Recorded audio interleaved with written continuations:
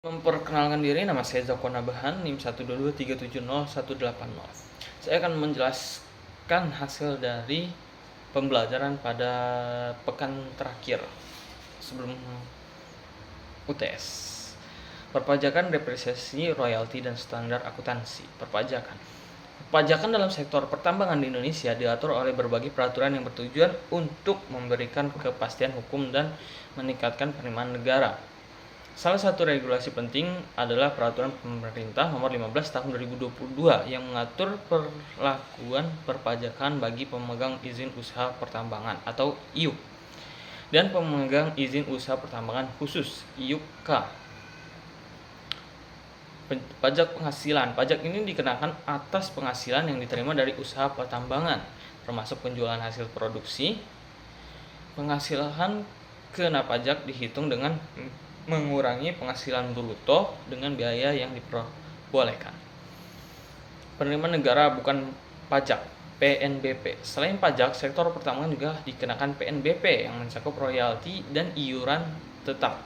Besaran royalti ditentukan berdasarkan kualitas dan kuantitas hasil tambang.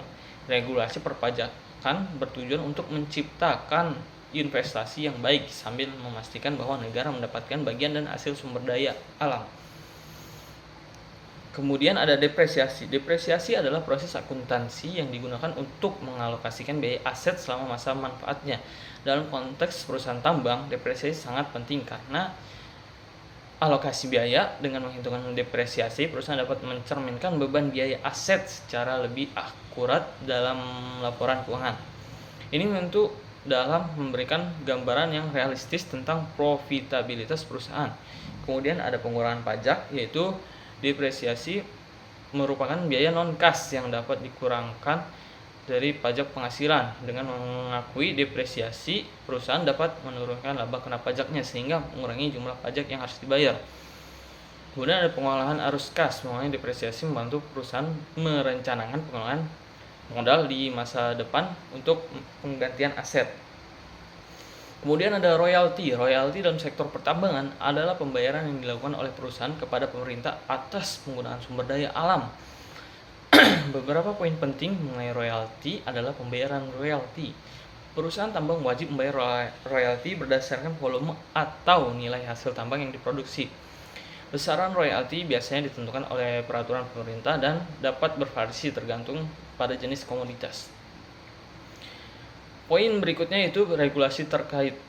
Kementerian Energi dan Sumber Daya Mineral atau SDM mengeluarkan peraturan mengenai pembayaran royalti, termasuk pedoman untuk menghitung dan menyetor royalti berdasarkan kualitas dan kuantitas hasil tambang.